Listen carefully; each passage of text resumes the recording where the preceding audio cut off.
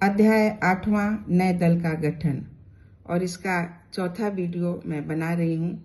किताब का नाम है डॉक्टर अंबेडकर के अंतिम कुछ वर्ष, लिखा है नानक चंद्र रत्तू जी ने। मैं शुरू करूँ अध्याय पढ़ना इसके पहले आप सभी को सादर नमो बुद्धाय जय भीम। मैं लखनऊ से संघमित्रा गौतम, लक्ष्य कमांडर, भारतीय समन्वय संगठन लक्ष्य से। रिपब्लिकन पार्टी के अंत का प्रारंभ। जब प्रस्तावित आरपीआई अपने निर्माण स्तर पर थी, सब तरफ से समर्थन प्राप्त कर रही थी। दलित वर्ग के अनेक संगठनों और कई प्रगतिशील दलों के नेताओं का सक्रिय सहयोग उसे प्राप्त हो रहा था। सबकी दृष्टि हर पल पार्टी के उत्थान पर टिकी थी। उसी समय उन पर गहरा आघात व हताशा आन पड़ी। डॉक्टर अंबेडकर ने 6 दिसंबर 1956 को अंतिम सांस ली। डॉक्टर राम मनोहर लोहिया ने डॉक्टर अंबेडकर के अचानक असामयिक निधन पर गहरा दुख व अफसोस जाहिर करते हुए अपने और डॉक्टर अंबेडकर के मध्य हुए पत्र व्यवहार का हवाला देते हुए 1 जुलाई 1957 को मधु लिमये को लिखा, मेरे लिए डॉक्टर अंबेडकर भारतीय राजनीति के महान व्यक्ति थे और गांधी के अलावा हिंदू जाति के किसी महान हिंदू से भी बड़े हिंदू थे। ये मुझे हमेशा सांत्वना और आत्मविश्वास देता रहा कि हिंदुत्व की जाति प्रथा एक दिन समाप्त हो सकेगी। मुझे आशा थी कि डॉक्टर अंबेडकर की तरह महान व्यक्ति एक दिन परिस्थितियों से ऊपर उठ सकेगा, पर मृत्यु समय से पहले आ गई। अफसोस, डॉक्टर अंबेडकर के असामयिक निधन के कारण आरपीआई जन्म ही ना ले सकी जैसा कि उन्होंने सोचा था। यह क्षति ऐसे मुकाम पर हुई जबकि दलित वर्ग को और काफी कुछ देश को उनकी सेवाओं की अत्यधिक आवश्यकता थी और देश के इतिहास का पुनर्लेखन होना था। उनके अंदर ऐसी सक्रियता थी कि वे इसे कर डालते और अपने निजी दृष्टिकोण से इसे एक स्वरूप दे देते। डॉक्टर अंबेडकर करोड़ों उपेक्षित भारतीयों, अछूतों, उत्पीड़ितों, दबे कुचलों और वंचितों के निर्विवाद नेता थे। उनका असामयिक व अचानक निधन देश के लिए भीषण आघात था। उनकी मृत्यु से मुंबई में शोक की लहर दौड़ गई, जो अखिल भारतीय अनुसूचित जाति संघ का मजबूत गढ़ था।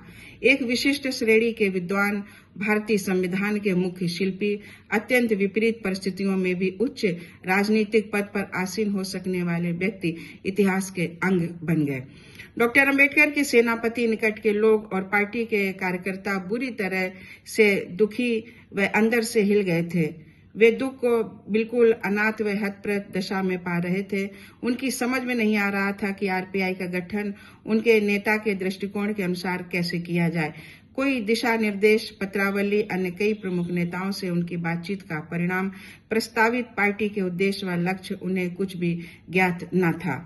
वे कौन सा सिरा पकड़े और आगे बढ़ें, वे हल निकालने के लिए समय समय पर बैठकें करते, पर कोई हल न निकल पाता।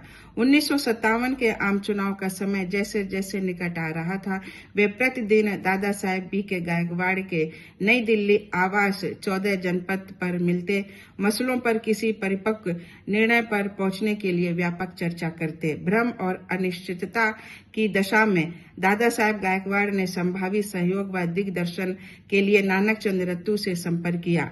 नानक चंद्र रत्तू ने डॉक्टर अंबेडकर व अन्य दलों के नेताओं के मध्य आरपीआई के गठन के संबंध में हुए पत्र व्यवहार का सरसरी तौर पर कुछ ब्यौरा पूर्व में उनको दिया था। दादा साहेब गायकवाड़ ने राहत की सांस ली जब नानक चंद्र रत्तू ने न केवल विषय पर ढेर सारी सूचनाएं बल्कि डॉक्टर अंबेडकर द्वारा तैयार किए गए आरपीआई को समर्थन देने के लिए भारतीय जनता को खुला पत्र, एक विचारार्थ प्रस्ताव की प्रति भी उपलब्ध कराई। पूर्व पृष्ठों में इसका उल्लेख किया जा चुका है। सूचनाओं और योजनाओं के मसौदे से लैस अखिल भारतीय अनुसूचित जाति संघ के प्रमुख नेताओं ने एक के बाद कई मीटिंगें की और नई पार्टी के गठन की औपचारिक घोषणा के लिए मेरठ में एक विशाल सभा का आयोजन किया। नेताओं के जन समुदाय के समक्ष इस आवश्यकता पर बल दिया कि वे नई पार्टी के झंडे तले संगठित हों, क्योंकि यही एक पार्टी है जो दलित वर्ग के राजनीतिक व सामाजिक उत्थान के लिए खड़ी रही है। इस तरह 1957 में अनुसूचित जाति संघ से काट छांट कर बनाई गई रिपब्लिकन पार्टी ऑफ इंडिया का उदय हुआ। इसे राष्ट्रीय छवि प्रदान की गई, जैसा कि डॉक्टर अंबेडकर ने सोचा था। उत्साह से भरे दृश्य और बाबा साहेब डॉक्टर अंबेडकर अमर रहे के गगनभेदी नारों के मध्य पार्टी के गठन की विधिवत घोषणा हुई। दादा साहब गायकवाड़ के आह्वान पर आरपीआई व उसके नेताओं ने प्रारंभिक स्तर पर अपना प्रभाव दिखाया और पार्टी को अपना एकमात्र प्रतिनिधि मानने और उसके इर्द गिर्द एकत्र होने वाले जन समुदाय से उन्हें अधिकाधिक सम्मान व समर्थन मिला।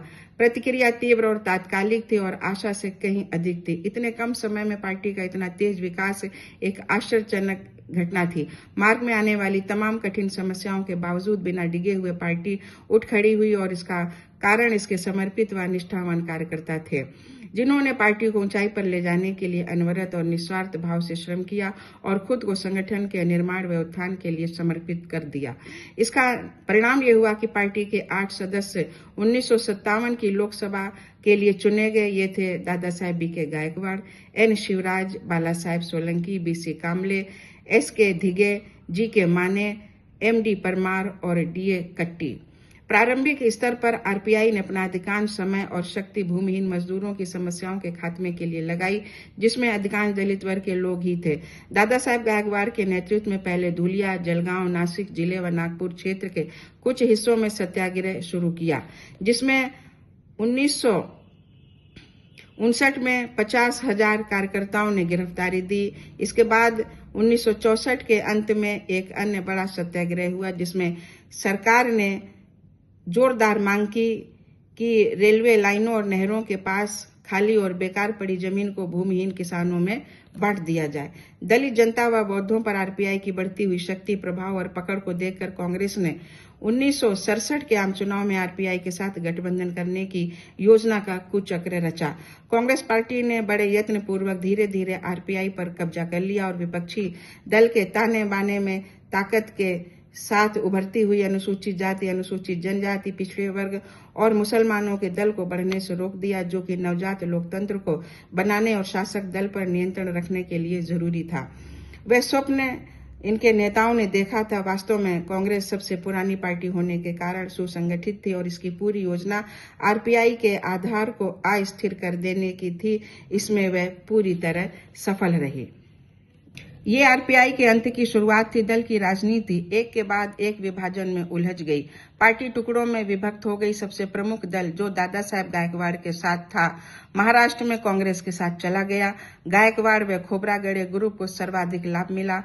खोब्रागड़े लोकसभा के डिप्टी स्पीकर, उपाध्यक्ष हुए और महाराष्ट्र के पार्टी के महान नेता कांग्रेस के समर्थन से राज्यसभा सदस्य और महाराष्ट्र के विधान परिषद सदस्य हुए। कई अन्य भी जो आरपीआई को छोड़ गए थे भारी मुनाफे में रहे और उनके सदस्यों को जिला परिषद व अन्य निर्वाचित इकाइयों, सरकारी विभागों व निगमों में पद दिए गए।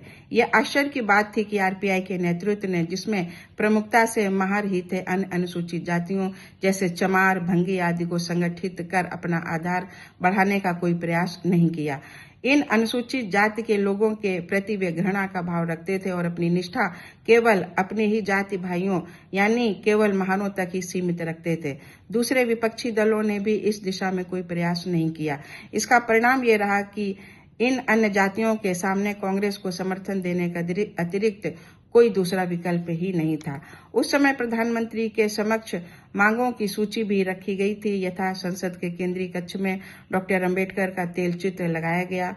अनुसूचित जाति के उन लोगों को जो बुद्ध धर्म स्वीकार कर लें, उन्हें संविधान प्रदत्त विशेषाधिकार जारी रखे जाएं। भूमिहीन मजदूरों को बेकार पड़ी जमीन का आवंटन और अनुसूचित जाति के लोगों पर किए जा अत्याचारों का अंत हो। इसके बाद भुखमरी विरोधी आंदोलन, जुलूस निकालना व सत्याग्रह भी किए गए।